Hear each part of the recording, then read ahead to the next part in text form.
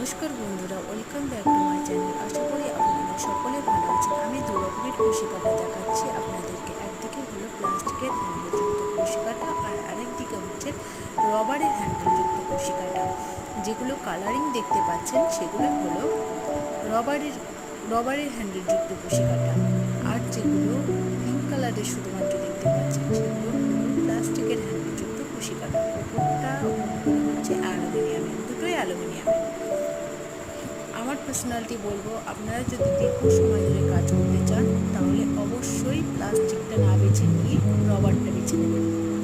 কারণ রবারটা অ্যালুমিনিয়ামটা অনেকটা ভিতরে আছে, আর প্লাস্টিকের অ্যালুমিনিয়ামটা একটুখানা আছে, ভিতরে বেশি দেওয়া নেই। একটুখানা কাজ করলেই বেরিয়ে চলে আসে।